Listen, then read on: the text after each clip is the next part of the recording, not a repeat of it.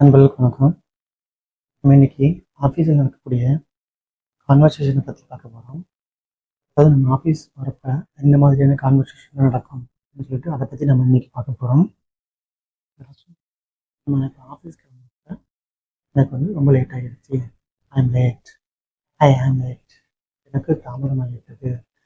அதுக்கப்புறம் ஒரு சில டைம் பார்த்தீங்கன்னா நம்ம கிளம்புறப்ப எங்கே போகிறேன்னு கேட்பாங்க. ஐ ஆம் கோயிங் டு ஆஃபீஸ், நான் அலுவலகத்துக்கு செல்கிறேன். அதுக்கு நம்ம கூட வரவங்க பார்த்தீங்கன்னா சில டைம் தாமதமாக வருவாங்க. அவங்கள நம்ம சீக்கிரமாக சொல்கிறதுக்கு கம் ஃபாஸ்ட். நெக்ஸ்ட் ஒருத்தர் ஒர்க் கொடுக்குறோம். இந்த ஒர்க்கை பார்த்தீங்கன்னா ரொம்ப கேர்ஃபுல்லாக செய்யுங்க அப்படின்னு சொல்கிறது டூ இட் கேர்ஃபுல்லி. அடுத்து பார்த்தீங்கன்னா நம்ம ஒரு ஒர்க்கு ஒருத்தர்கிட்ட கொடுக்குறப்ப என்னென்னா அவங்களுக்கு புரியலை என்ன சொன்னால் ப்ளீஸ் ரிப்பீட் சே அகைன், அதாவது திரும்ப சொல்லுங்கள், எனக்கு மறுபடியும் புரியல, please repeat say again. Next பார்த்தீங்கன்னா ஐ டோன்ட் அண்டர்ஸ்டாண்ட், எனக்கு திரும்ப சொல்லி புரியல, ஐ டோன்ட் அண்டர்ஸ்டாண்ட், அதாவது எனக்கு புரியாத விஷயத்தை திரும்ப கேட்குறதுக்கு ஐ டோன்ட் அண்டர்ஸ்டாண்ட்.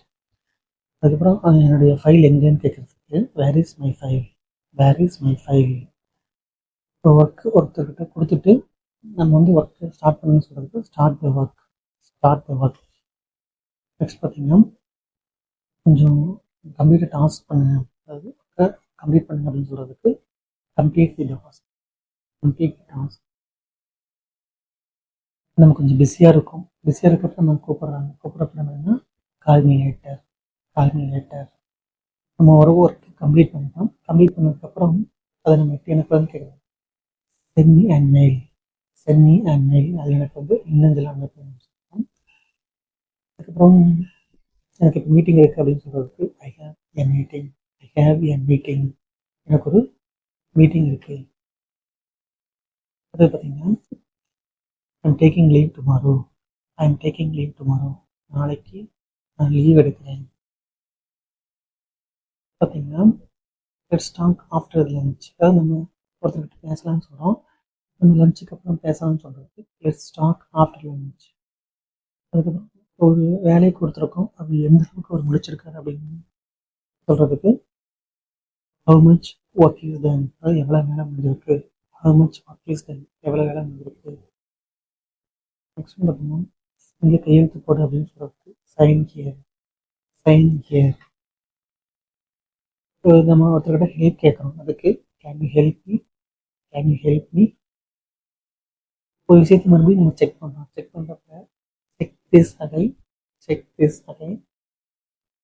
ஆஃபீஸில் கொஞ்சம் சீக்கிரமாக கிளம்ப போகிறாங்க. Leaving early today.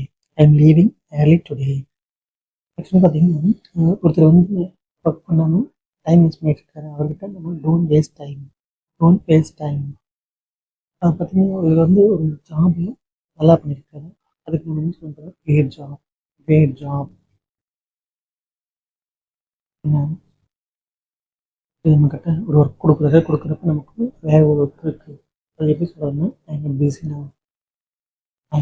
நவ். ஒருத்தர் என்கிட்ட கொடுத்த வேலையை நான் கம்ப்ளீட் பண்ணிட்டேன், அதை நான் எப்படி சொல்கிறேன்னா I have finished this work. ஒரு உதவி கேட்குறேன், அதை எப்படி கேட்கலான்னு பார்த்தீங்கன்னா I need a small help. Okay, அந்த ஒர்க் முடிச்சதுக்கப்புறம் என்னன்னா okay I will send it, அதாவது முடிச்ச ஒர்க்கை நான் உனக்கு அனுப்புகிறேன் அப்படின்னு. நெக்ஸ்ட் பார்த்தீங்கன்னா ஒருத்தர் ஒர்க்கை நல்லா சிறப்பாக செஞ்சுருக்காரு, அப்புறம் பாடுறது கீப் இட் அப்.